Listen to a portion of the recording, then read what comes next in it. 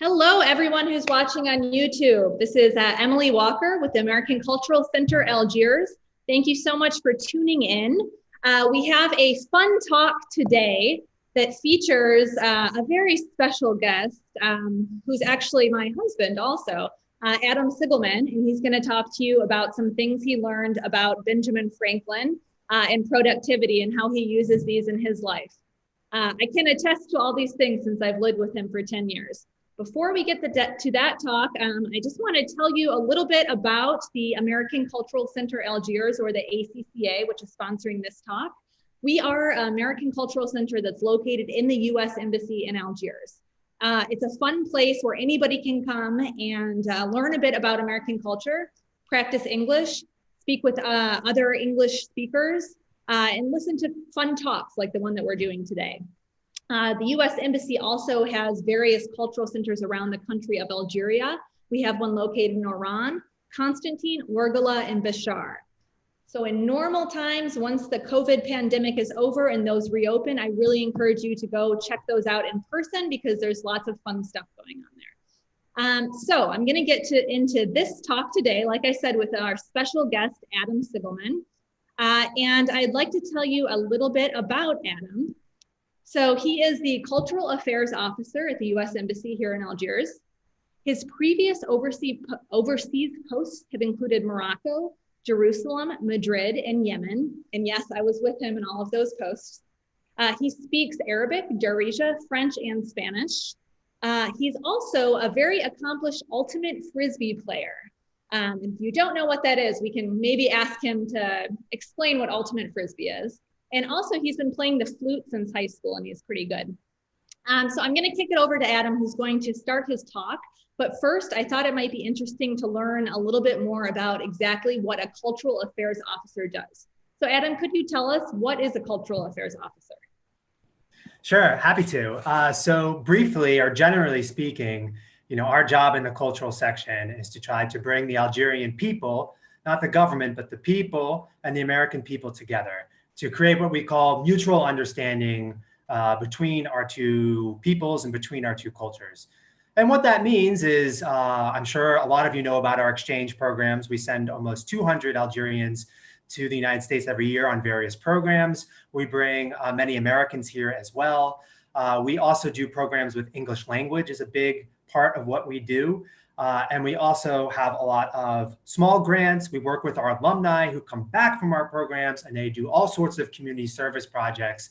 And then we do everything that's kind of lumped into the category of the arts. We can bring bands, we can bring speakers, we bring authors to the book fair.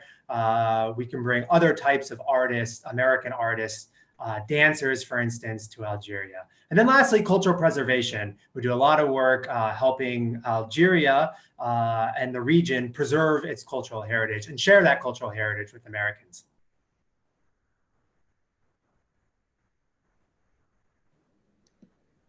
Great, thank you for that. Sounds like you do lots of cool stuff. And if you guys on YouTube have any specific questions about Adam's job and the things that he just mentioned, things that a cultural affairs officer does, you're welcome to ask those in the YouTube chat.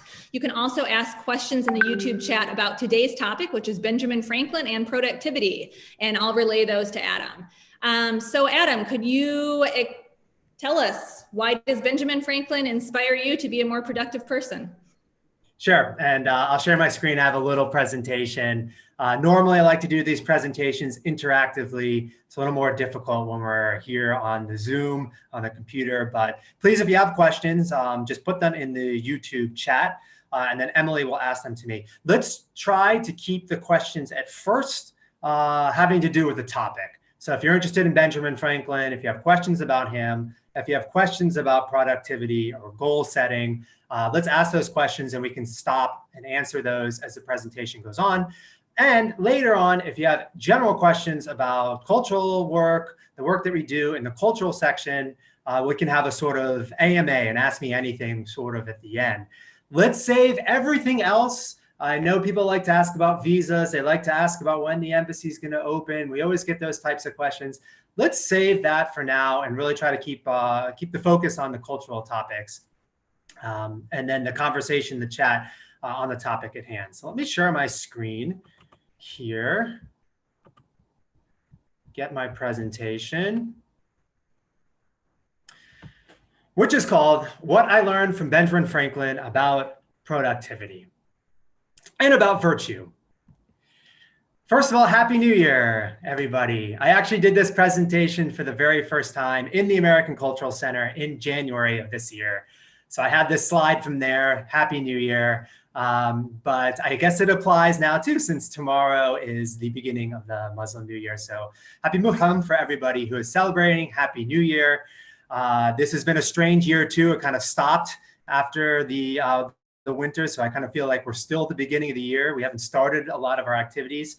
And I wanted to have this slide in the presentation beginning because the New Year is a time when lots of people around the world, Americans, but people all over the world make New Year's resolutions. It's kind of a time when we take a step back and think about, okay, who am I? Who would I like to be? What are my goals for the year? So I have a couple of questions for you guys that I will ask. Please write your answers in the chat and Emily will present them to me. We have a couple of sponge questions here for us to start thinking about goal setting and productivity. The first question is, I want to know what you think the most common goals or resolutions that people set. I think specifically this is asking about Americans, but I think a lot of these are pretty universal. So I want you to guess, to write in the chat what you think the most common goals or resolutions that Americans make at the beginning of every single year, or even throughout the year. Sponge question number 2, related question. What percentage of people follow up with their resolutions? So in other words, if you ask somebody at the beginning of the year, what's your resolution? And then you go back to them in December at the end of the year and ask them, did you achieve your goal? What percentage of people say yes? Is it 50%? Is it 20%? Is it 90%? Write your answers in the chat, see what you think. And I've got a sponge here. We call these sponge questions. I don't know if anybody else had these in grade school, any other Americans out there. But we used to have sponge questions they put up on the projector. We had projectors, not computers back then. And I guess the idea is your brain is like a sponge. And so the more information you learn, the more you fill up that sponge. So those are the sponge questions that we would be asked. I'm kind of explaining that to give a little bit of time for you to write your answers. Emily, do we have any guesses for the first question about the most common resolutions? Yes, we do. We have a guess from Sam Ruthier. Losing weight would be his guess. And Niza guessed change job, get more money, lose weight, and travel. All right, great. Well, those are... I should also add Salman Haji, our colleague at the embassy, said he always wants to lose weight every year. That's his goal, but he eats too much garantita. Garantita will do that to you, for sure. But some people say it's worth it. All right, so let's go then to the surveys. The survey says the #1 in America most common resolution is exercise more. So this kind of goes to what some of the folks were saying, losing weight. People want to exercise more. Of course, exercise is more than just losing weight, but that's why a lot of people want to do that. 50% of all Americans begin the year say they want to exercise more as one of their resolutions. #2, I think this came from also one of our suggestions. Save money. 49% of all Americans set a resolution to save more money in that year. And that's also kind of related to maybe changing jobs, maybe it means making a little bit more money. That's also a goal that is often set by people. #3, also related to losing weight, eat more healthily. 43% say at the beginning of the year, they want to cut out the French fries, cut out the hamburgers, the ice cream, the sugar, eat more healthily. That is 43% of all Americans. There's a lot of other ones that people set, all sorts of goals related to maybe their work life, their family life. Maybe they want to find a girlfriend or a boyfriend or a husband or a wife, all sorts of things. But those are the top three, at least according to the Google search that I did when I was making this presentation. Now, my second question was, what percentage of people who set goals achieve those goals by the end of the year? Emily, any guesses? Yes, Misa guessed 50% achieved their goals, and Sam Ruthier had a very low guess of just 5% achieved their New Year's goals. Well, I have to say on this one that Sam Ruthier is closer to the right answer. Here's a pie chart on who follows through. It's a little small at the bottom there, but the lighter green, the 92% fail, and the 8%, the little sliver at the top, are the ones who accomplish their goals. So that's not a lot. 92% of all goals set out there are not accomplished by the end of the year when you go back and ask people, which begs the question, so how do we keep our goals? Doesn't seem like very many people are able to do it. What separates the people who do it from the people who don't do it?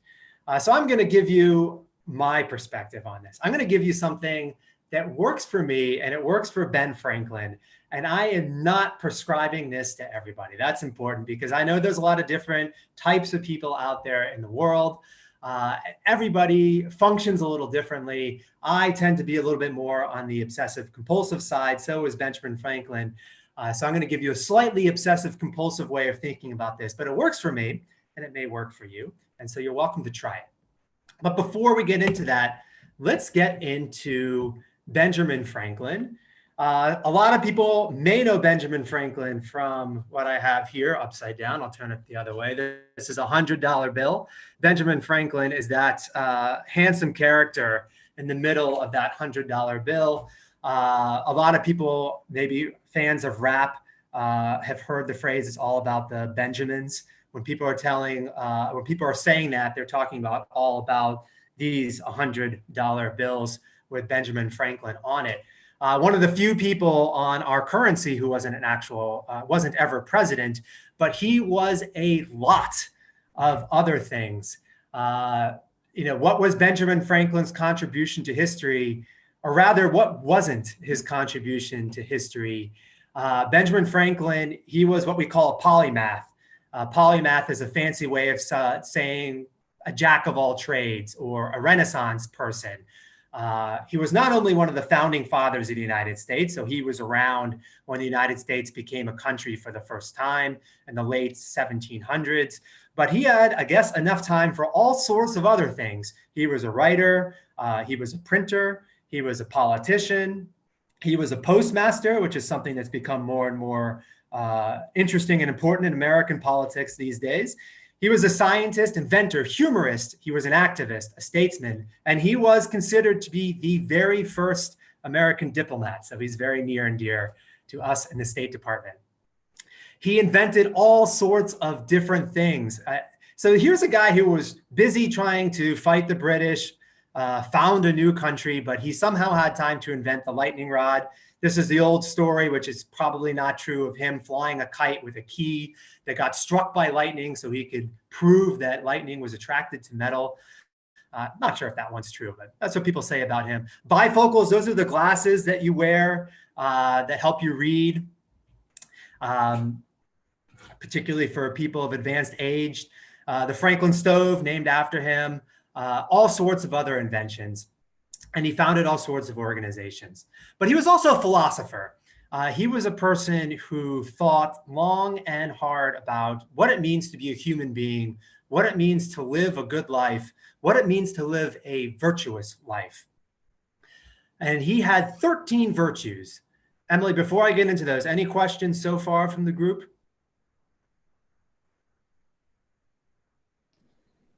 No, not really. I did ask, and you asked, if people had heard of the expression "all about the Benjamins," and some people have. So.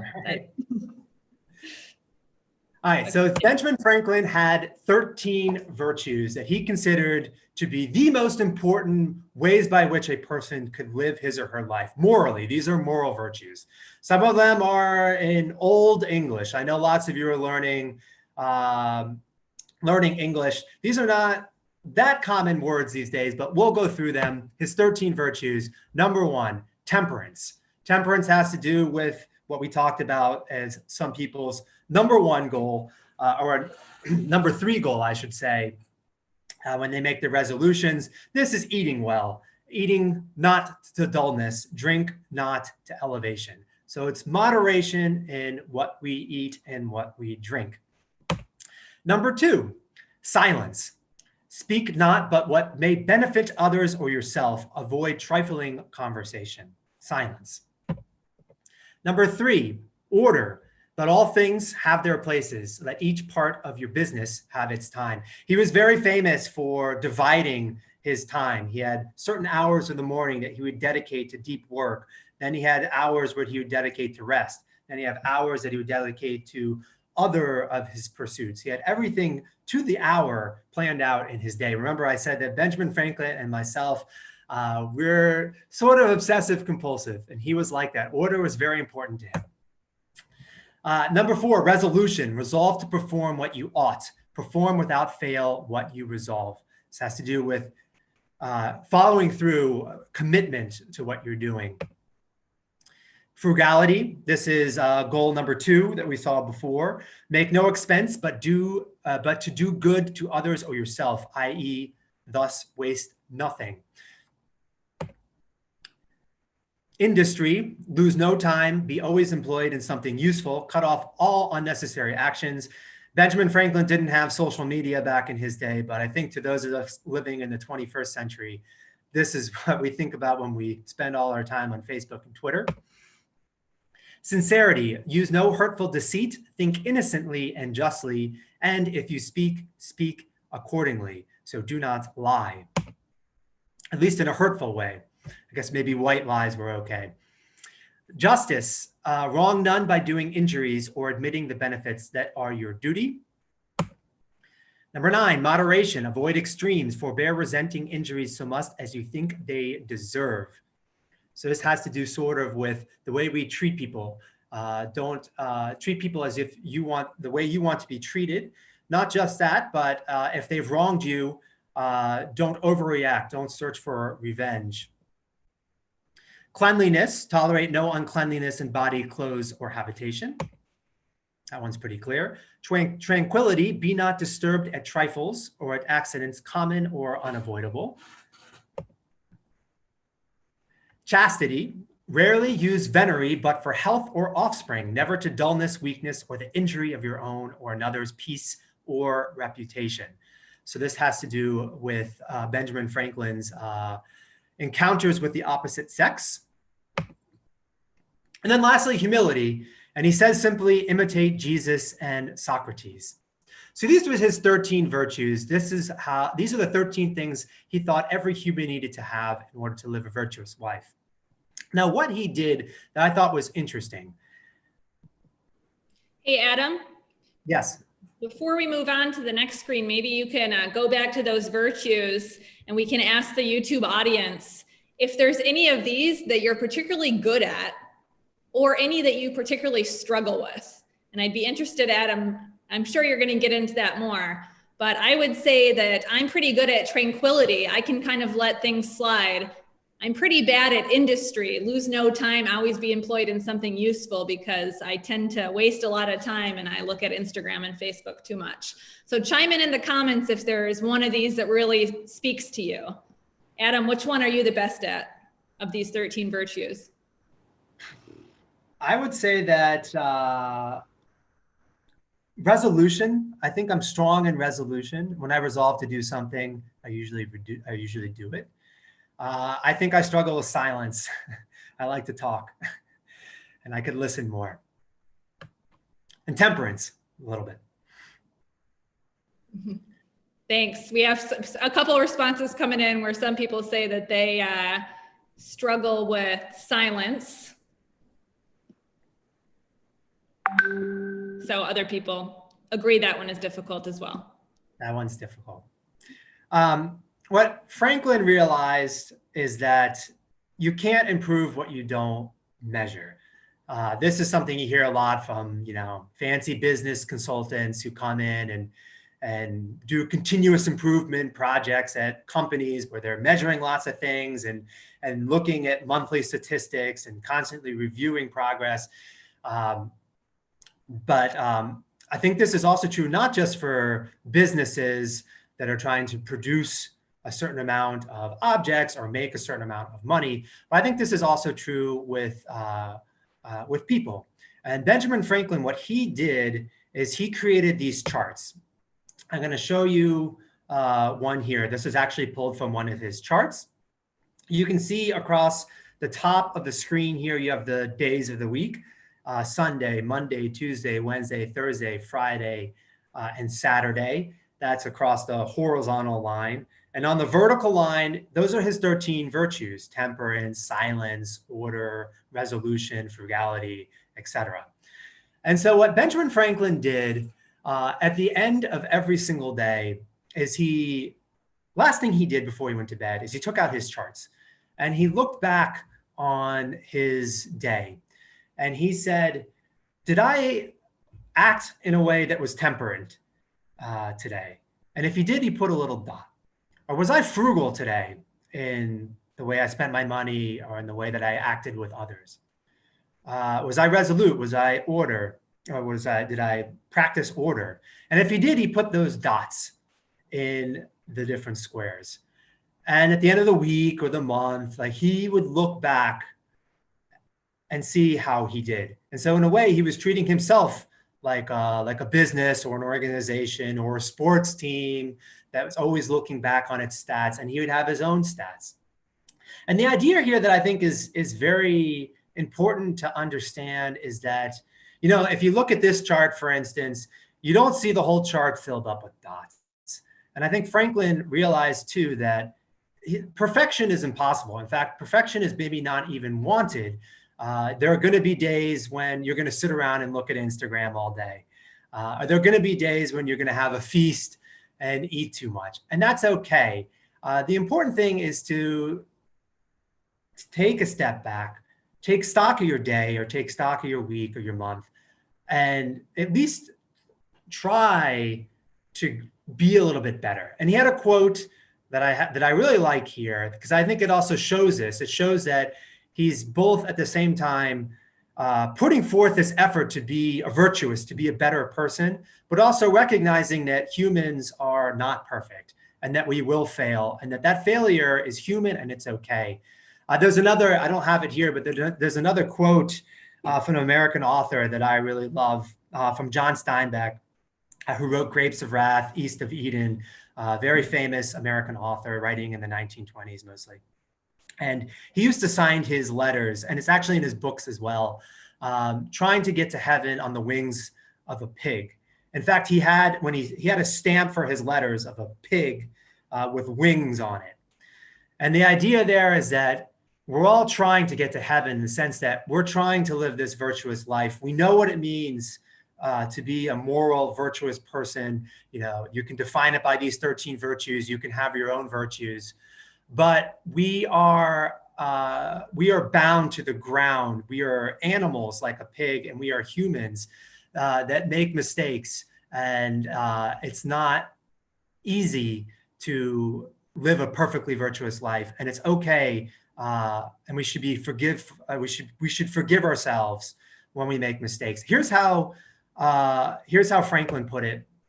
Again, Franklin writes as a person wrote in the 1700s in slightly older English. He said, "Though I never arrived at the perfection I had been so ambitious of obtaining, but fell far short of it, yet I was, by the endeavor, a better and happier person than I otherwise should have been if I had not attempted it."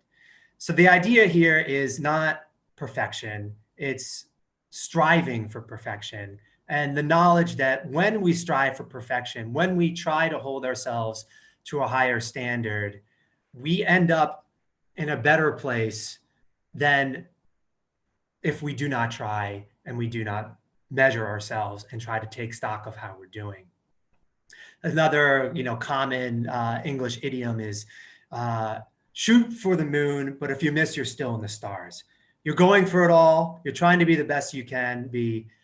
But if you don't get there, you're still in the stars. You've still done a good job. And I think that's what Steinbeck was trying to say with Wings on a Pig. And I think that's what Franklin was trying to say here. I remember reading about this and Franklin's, kind of odd way of tracking his daily virtues. I think when I was in my 20s, it's 20, 25 or so. And I decided to give it a try. But I have one quibble. I have some hesitation with the way that Franklin did his daily tracking. And that's that it's just so subjective. I just didn't know. I believe in his virtues, all of them. But I just don't know at the end of the day how you can look back and say, was I sincere today? Was I honest today? Did I keep order today? Or was I chaste today? I don't know what that means. I don't know how to measure that. So I decided what I would do is I would try to come up with similar virtues, things that I wanted to do, wanted to improve on, but come up with a way that was easier to measure in a real quantitative way. I'm going to show you guys how I do that. I want to go back to my caveat. I love spreadsheets. I'm a obsessive compulsive personality. This is not for everybody. So take it or leave it. Emily, before I get into that, any other questions about Benjamin Franklin? Because I'm going to go into a little bit more of my personal story. Anything else before we do that? No, not exactly, but there is a question that kind of relates to Benjamin Franklin and other founding fathers as relevant to today. So you can decide if you want to answer this now or answer it after, but Rafali Fu asks, why are people tearing down statues such as Benjamin Franklin statues and statues of other founding fathers in America? We also just did a fact check on this and found that a Benjamin Franklin statue has not been torn down in the US, but one apparently did blow over in high winds in 2016. Do you want to comment on that, Adam? Sure. So that's a really interesting topic. Yeah, I was thinking when you were saying that too, that people aren't tearing down or attempting to tear down Benjamin Franklin statues. Statues and how we think of our history is a topic of interest right now in the United States. There's certainly a very strong and well-supported movement to tear down the statues of Confederate leaders. When I say Confederate, I'm talking about the generals and the politicians who fought with the South against the North in the Civil War. I think there is widespread agreement among Americans that what the Confederates stood for, particularly slavery, is not something that we support or that anybody should support ever in any country around the world. And so we've seen movements to take down those statues, both in civil society and also from elected officials around the country. Where it becomes more controversial is people who weren't part of the Confederacy, but have a imperfect record, particularly as concerns slavery and the treatment of African Americans generally in our country. So we have certain founding fathers who wrote about freedom, who wrote about equality, who wrote about one person, one vote and a democracy, but didn't always live that way in the way they treated African Americans. Some, in fact, even held slaves themselves. So there's a large debate in the United States of how we treat those people. We clearly, as Americans, want to recognize their failures, and we also want to recognize what they did for our country and what they did for democracy around the world. So how to exactly honor them and their history, what they did that was good, that we can all agree was good, but also treat them in a fair way and treat their legacy in a fair way, because they weren't perfect human beings, is a topic of interest. And so that's why you've seen certain people who believe that we should remove their statues and certain people who believe that we should not. Let me leave that there, and I'm happy to jump into that in greater detail if people would like in the question and answer section. Now I'm going to take you to my famous spreadsheet. I say famous because my wife, Emily, constantly likes to make fun of this spreadsheet. This is my tracking spreadsheet. This is just interject there. Adam is correct. I do like to make fun of this spreadsheet. I saw this spreadsheet open on his computer years and years ago. I think we were just dating and not even married then. And it was so organized, and I saw these things he was tracking, and I was like, this guy's very anal retentive, I thought. But actually, it turns out he's not really. He's just good at tracking. So, but I was a little alarmed when I first saw it. So this is my spreadsheet I've got on a Google Doc here. Unlike Benjamin Franklin, we live in the modern technological era where I don't need to have a journal and make little dots. I can have a spreadsheet that calculates everything for me. So this is what I've got. This spreadsheet I've had in some form or another, I think for the last 15 years or so. This particular one goes back at least 3 or 4 years. Sometimes I've changed it up depending on what goals I set for the particular year. But I've had this one at least for a few years. And it's got my goals across the top. And they somewhat relate to Franklin's virtues. Some of them do, some of them don't. But they're things that I try to do on a near daily basis. So for instance, I try to meditate for at least 10 or 15 minutes every single day. Emily mentioned that I play the flute. I think playing the flute is, or just participating in the arts, doing something creative is important for the soul. I don't know if Franklin caught that exactly in any of his virtues, but for me, that's important. So I try to do something musical or do something creative every day. In terms of health, this goes to moderation or temperance on his goals. I believe in fasting. I think fasting for me is a spiritual value, but also something I think is good for the health.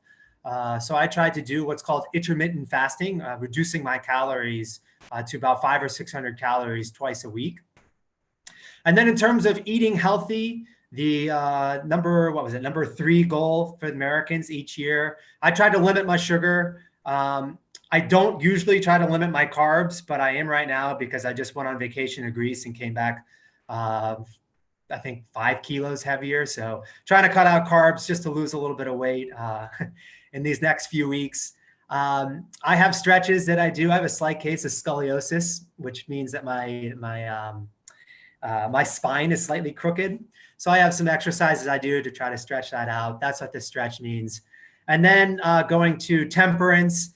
One of Franklin's goals, by the way, Franklin was a well-known drinker. I don't think that he met his temperance goals all too often, but I also have temperance goals. I try to limit my drinks on a weekly basis. Try to make sure that if I am drinking, it's 1 or 2 drinks a night and not more than that, at least not often. So that's what the drinking there refers to. And then in terms of the number 1 goal of all Americans, working out, I try to work out 6 days a week these days. Sometimes I lower that percentage at the top from 85% down a little bit, but usually I try to take 6 days a week. And then this is a new goal. SM stands for social media. And I added this goal this year to try to limit my social media. And what this means here is I have social media app limits on my iPhone. After 10 minutes of any social media app, it cuts it out. And so I try to I can override those, of course, those limits with the password, but I try not to, at least most days a week, I try to limit my social media so that I have time in the day to do other things that I think are more virtuous or better for the soul, the mind, and the body. And the last one is new. I added this year too. I'm trying to decrease my meat consumption. Emily here is a vegetarian, which makes it easier for me to reduce my meat since we eat mostly vegetarian in the home. But I think for both moral and ecological reasons, we could all do good by reducing the amount of meat that we eat. So that's what that last one is here. So those are my goals. Can I ask you a question? The YouTube user, I just want to pay my college tuition, asks, do you count calories too? No, I don't count calories. Sort of, I guess, philosophically, I think that with the fasting, that on the other days, I try not to go crazy. I try not to, fill my plate up too much or go back for seconds. But I feel like if I'm strictly reducing my calories 2 days a week, on the other days, as long as I don't overdo it too much, I don't have to strictly count them. This top roll here, this is what I'm aiming for on a weekly basis. So all of these percentages are basically calculated on, this is 85% is 6 days a week, 58% is 4 days a week, fasting is 2 days a week, etc. And every day. Adam, why not set your goal to be 100%? I mean, it's going back to, kind of what we were talking about before. We shouldn't make the perfect the enemy of the good. That's another phrase that I'm quite fond of. Perfection's impossible. And I think it's okay not to be perfect, and it's okay to take a break. There are days, Emily can attest, where I lie around and I don't do much most of the day. And I think that's okay. It's very rare, but okay. I think it's okay to have, when you're eating, it's okay to have a cheat day once a week. And same thing with, working out. It's okay to take a day off. And sometimes that's actually even beneficial. So, I try to set goals here that are realistic, that I know I can hit, but are still ambitious. And so if I play the flute, if I practice 4 days a week, that's good enough for me. If I have one cheat day where I don't work out and I eat a bunch of pizza and have a few beers, that's good enough for me too. I think that's okay. And I think if you set your goals at 100%, you're setting yourself up for failure. And I think that's not healthy. So what I do every single day, this is the first thing I do. I wake up every morning. I'm an early riser. I wake up around 6. And the first thing I pull up on my computer, I make myself a little bit of coffee, is this spreadsheet. I open it up and I insert a row. I add the previous day. So Franklin did his at the end of the day. I like to do mine the day after and look at the day before. And then I add ones and zeros. If I did it, it's a 1. If I didn't do it, it's a 0. I make it simple. I make it binary. It's a yes or a no. And then I've got formulas in here. I have to update now and then, but it basically calculates over time whether or not I'm tracking my goals. And so I look at it for the week. I try to make sure I'm staying on the week, but I also look at it by the month, by the year, and my totals going back until I started this particular spreadsheet. And so kind of what this makes me do, it also helps me, I feel like, set my intention every morning. So every morning I go in, I see how I did the day before, I see my goals. And so I'm thinking about them first thing in the morning and setting my intention to try to do what I can to achieve those goals on a particular day. One thing I also want to point out that I do, I don't know if Franklin did this, but going back to this idea that we don't want to just be working all the time. We don't want to be 100% on 100% of the time. I do not count vacations. So if you go down here, Emily and I were just on vacation. So on vacations, I allow myself to get points, but I don't allow myself to lose points. So it's kind of a little bit of a motivation to, work out, eat right on vacations, but I don't dock myself if I'm on vacation or if I'm sick. So I'll still mark the day. I'll still give myself credit if I did something, but if I didn't do something on a vacation, that's why I put the dash. So it doesn't count against me. I think that's important too, because I think we have to take time off. We take time off from work, but we also just take time off from our daily activities. And on vacation, I think the last thing you want when you're trying to recharge is to be thinking about, well, how many drinks did I have? Or, when am I going to work out? No, when you're on your vacation, do whatever you want. And that's it, my friends. That is what I do. That is what I learned from Mr. Franklin. And like I said, I have been doing this now for on and off for 15 years, change the goals sometimes, but for me, it's a motivator. I want to see these numbers inch up. And when I see a number drop below, it motivates me. Okay, I can get that number up. It's just going to take a little bit of effort today and tomorrow. I know I can get that number back up to the goal. And I really do believe that that what you don't measure doesn't get better. And to the best of our ability, trying to set these goals, trying to quantify them where possible, is a good way to achieve them. With the caveat, I know I mentioned it twice, but I'm going to mention it 3 times. I'm going to end on that, is that, to each his own, à chacun son goût. Not every person is the same. Different people motivate themselves differently. And I know a lot of people think this is really crazy. So what I would say to folks who are thinking about it, maybe give it a try. Try it for a month. See if it's your cup of tea. If not, don't do it. But, for me, it was a revelation when I learned about how Franklin did, then I started doing this. It really, like he said, it brings me happiness and it makes me, in my opinion, a better person to be able to set these goals that I think are important for me, not just for me, health-wise, but for me to be a virtuous person in some ways. And I think I'm better able to achieve them because, I'm doing something, to measure it and to track it. So let me end there. Been talking nonstop here for 40 minutes, not very silent.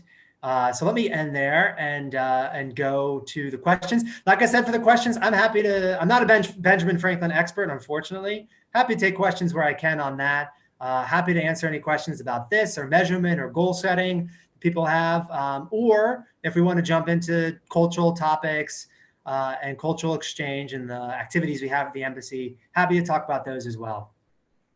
Emily, over to you. Thank you, Adam. We do have a couple questions about productivity and your spreadsheet. Nora Mo wants to know, how do you motivate yourself to maintain your performance? I guess keeping the spreadsheet seems somewhat motivating, but you still actually have to do the things. So could you talk a little bit about what motivates you to meet these goals? Yeah, that's a really good question, Nora. And it also brings me to another point. If you look at these goals, they are all what we call process goals. There's 2 types of goals at business consultants. I used to be a business consultant, by the way. That's why I talk about all these business terms that are maybe somewhat boring. But in any event, there are 2 types of goals. There's process goals and there are outcome goals. Process goals just means, did you do what you're trying to do? The outcome goals is, did you achieve, can you actually say that you got to where you're trying to get? So, these are just showing up. And I really do believe that showing up is 90% of the game. That's another famous sports idiom we have in the United States. But just showing up to practice is 90%. Maybe my goal is not just meditating every day is not the goal. The goal is to, be a more conscientious person, to be a more present person. But all of these things here are just whether or not I showed up. Did I do a workout that day? Did I play the flute? Maybe it wasn't a good practice session. Maybe not. But I think that it's so important just showing up. But I also think it's important to have some outcome goals as well. I don't track them necessarily here. Sometimes I do. Sometimes I track my weight if I'm trying to lose a little bit of weight.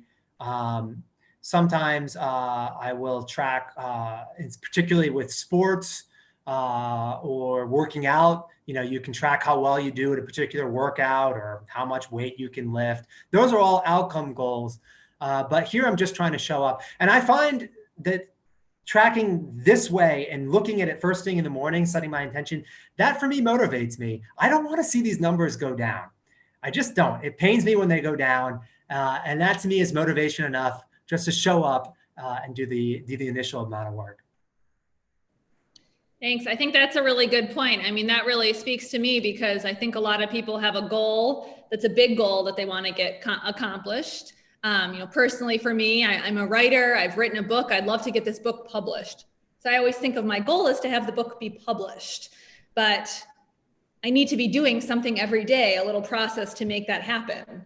I need to be reaching out to agents. I need to be writing more. So I think it's really smart to just think of like these small little ways, even though they seem so tiny, but all of those things eventually do add up to your big goal.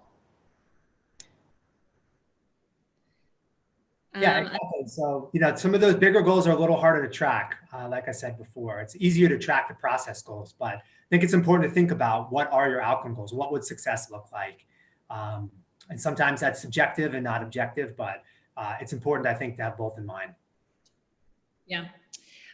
Question from Sam Ruth here. He wants to know, Adam, what's an example during your 15-year of spreadsheet keeping that's actually helped you really grow as a person? So can you point to an example of keeping this spreadsheet for 15 years and how you've actually grown as a person because of that in any of the areas? Yeah, that's a good question. I mean, yeah, a lot of the things that I track, and like I said, I track different things. I used to track the number of books I read on the same spreadsheet. Now I do that somewhere else. So I've got all sorts of other ways that I'm tracking things. I think with this particular spreadsheet, a lot of the goals just have to do with being a healthy person. And we have to take care of our health. I don't think that you can really grow as a person in a lot of ways if you're not looking out for your health. But I guess I would point to answer, Sam, your question is, I think meditation for me has really had, I think, a big effect on my life. And being somebody who meditates every day, sometimes twice a day, sometimes I meditate at night too, I think has made me somebody who's more present. I don't get lost as much in thoughts or negative emotions, or when I do, I'm at least able to recognize them and process them and not necessarily be carried away by them. And that's a change that I've realized in myself since I started meditating. So I think the fact that this spreadsheet keeps me honest about that and keeps me meditating on a regular basis, I think has led to growth. That it has led to positive growth that I've noticed in my life.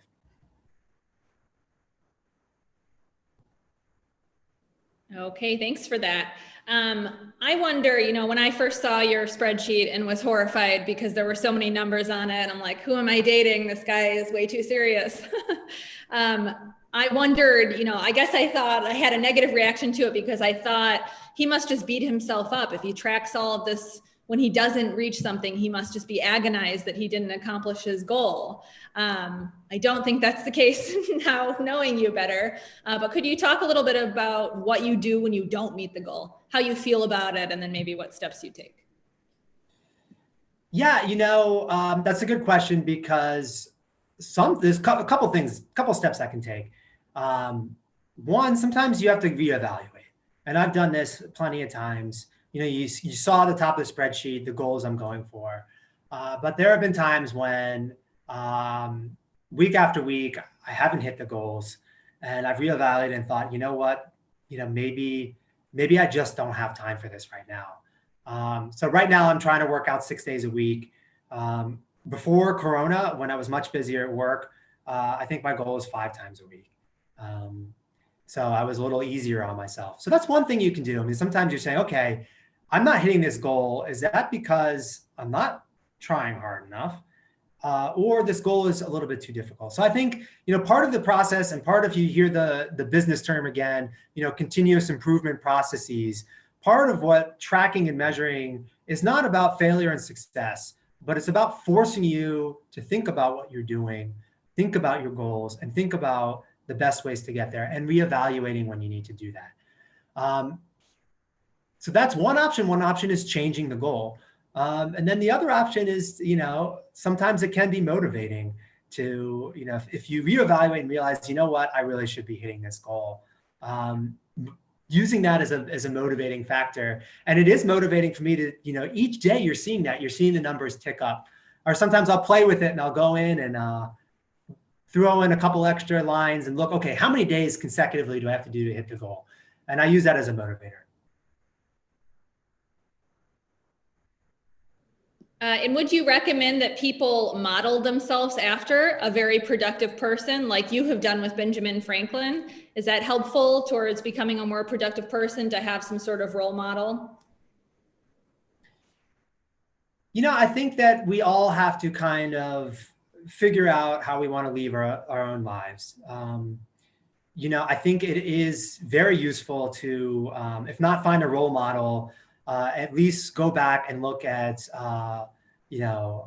some of the greatest philosophers or thinkers, or even very successful people, or very effective people, and see how they do it. But at the end of the day, we have to decide for ourselves. I saw the way that Ben Franklin was doing this, and I thought that made a lot of sense to me, to be looking at on a daily basis, to be looking at how we did in terms of our goals. But I didn't like I said, the way he had such nebulous goals, beyond outcome goals. They were values. So I wanted to pick something that was a little bit more along the lines, I think, of things, which is process goals. What I want to do on a day to consider that, a successful day, or what does that look like in a week's time or a month's time? So yeah, I think it's useful to look back at role models and to look back at what other people have done, but ultimately figure out something that works for you. Thanks. We have a question from Elma Malouj. What do you do to keep inspired? Is it enough of an inspiration for you to be tracking these things? I mean, what if you just kind of want to give up some time or don't feel like tracking them? How do you keep your inspiration? For me, it's got to be a daily process. I don't think it works if you only do it when you feel like it. And I do believe in, like I said before, showing up is 90% of the game. And there are times when I don't feel like doing something. Just the other night, I was tired. I did not feel like practicing the flute, but I knew my numbers were down last week on the flute. And I said, you know what? I'm just going to do it. It's not going to be my best practice session. I know that. I've had workouts like this too, but I'm going to show up. I'm going to do it because I think showing up is important. The same with meditation. I mean, sometimes you sit down and meditate and your mind is just racing.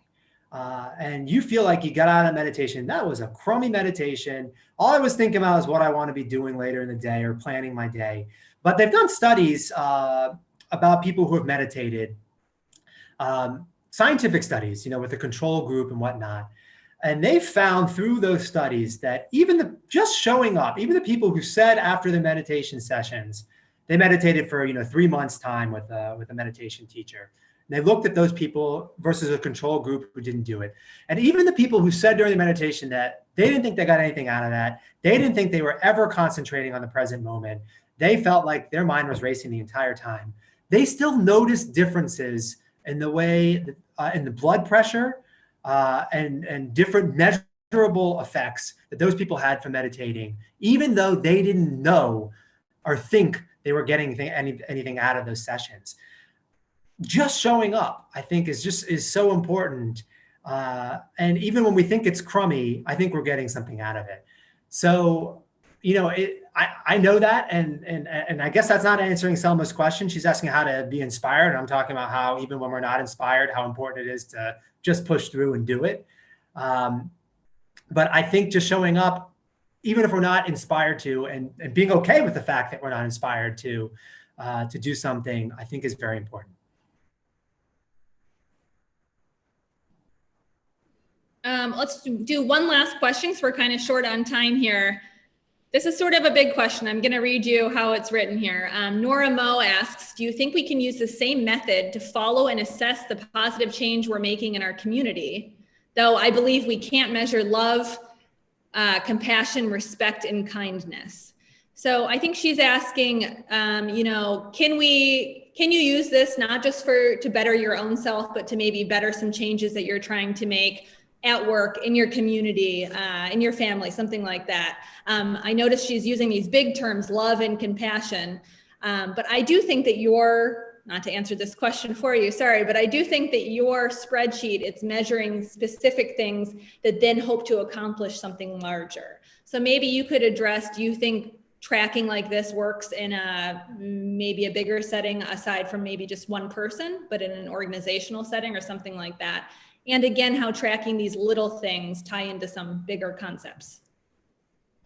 Yeah, I think that's, Nora, I think that's a really, really good question. And it's true that, another difference between Franklin spreadsheet and my spreadsheet. I mean, I think if you look at Franklin and what he was looking to do, he really is thinking more beyond himself. With his virtues. Many of his virtues have to do with the way that he interacts and treats other people. And I left those off. I used to have some, but I felt like they were too subjective for me to make a determination. But I do think that it's possible, and it's something that, I think is very, very worth considering, something I will consider. Like one of my goals, just going back to the conversation before about where we succeed and fail based on Franklin's virtues, I think that sometimes I get in my own head and I'm not a good listener, and I talk too much. And I've always had it to be a goal at the beginning of the year to try to listen more and talk less, like the Hamilton song for folks who know it, another founding father. But I never found a good way to measure that. And one thing I would posit as an opportunity, because I think particularly when it's talking about, those types of things, love or listening more, compassion, we're not always in the best place to measure it, but our loved ones and our friends are. So an idea that might just be too crazy, but maybe it's not us, but them who should measure that. And I do not think it is a good idea to have your spouse or your mother or your father have a spreadsheet rating you on the day before on everything you did well and everything you did differently. So I think there's got to be another way to do that. But maybe it's just checking in. Maybe it doesn't have to be a process goal. It doesn't have to be a quantitative goal. But maybe it's checking in with your spouse, checking in with your mother, your father, your friends, on a weekly, monthly, just quarterly or regular basis, on a date that you set in a calendar, and you say, hey, listen, I've really been thinking about trying to be more compassionate, trying to love more, trying to listen more. Over the last week, month, quarter, whatever, have I been doing it? What do you think?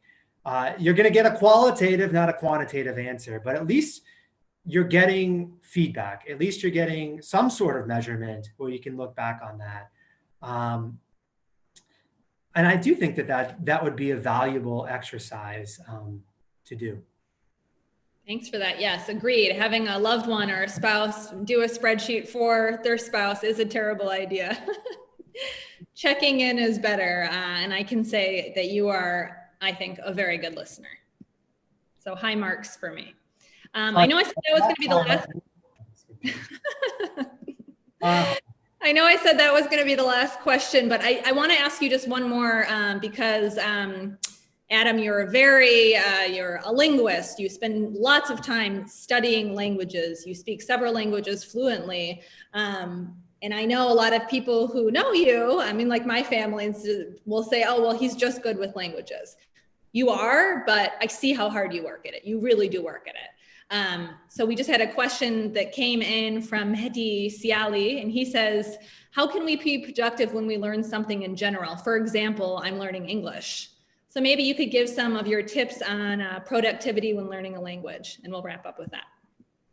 Yeah, sure. So that's a good question. I actually used to have on the spreadsheet language as one of my goals, to study language every single day, or at least most days of the week. I took it out because I have so many language classes that I have now that assign me homework that I just don't need a tracker. I'm doing it. I'm doing it every day. So it's still in there. I've hidden it. So sometimes I've got different goals that I hide and unhide based on different circumstances. But yeah, I think learning a language, going back to what I said before, I think just showing up, trying to dedicate a little bit of time every single day to doing something and being present for it. So, turn off your phone, turn off your computer or your other distractions, and really just focus for, whatever your goal is going to be, 15 minutes a day, 30 minutes a day, and tracking that on a daily basis. I think that's super useful. And then, the question becomes, okay, how do you spend that time? And that's going to depend on what your specific language goals are, where you are in your progression with the language. My biggest tip, aside from taking obviously a class in a language, it's the best thing you can do with a good teacher, with assignments and whatnot. But the best thing I recommend that you also do with language, and I do this too, I always read, I'm always reading 4 books at once, one in the 4 languages that I speak, just to make sure that I'm always getting exposure to it. But you're lucky with learning English that there is so much fabulous, entertaining content that is accessible, often free, that you can consume in the English language. The people who speak English, I feel like the best, at least conversationally, are the people who just devour Friends, watch every American movie they can find, starting with the subtitles, and then when they feel comfortable, removing the subtitles. So I think consuming culture, books, magazines, television shows, movies, YouTube videos, following people who are doing stories on Instagram, follow us, I'm sure you already do, that we do a lot of stuff in Derija. I think that's great. I think that certainly helps. And I try to do that as well. Okay, great. Thank you so much, Adam, for sharing what you learned from Benjamin Franklin about productivity. I think those were all very good tips. Hopefully they inspired some people to be a little more productive. Maybe me, maybe I'll start keeping a spreadsheet. No, probably not. But I'm sure it does work for many people like Adam. So thank you so much, everyone, for watching. Please do follow us on YouTube. We do talks like this every Wednesday at 4 p.m. Next week, we're going to talk about the 100th anniversary of women winning the right to vote in the United States. So that's going to be next Wednesday at 4 p.m. So follow us. And if there's other topics that you would like to know more about that have to do with American culture, please write them in the YouTube comment in the chat or message us on Facebook or Instagram and let us know. Thank you so much for tuning in, everyone. Have a great long weekend. Bye. Thanks, everyone. Bye.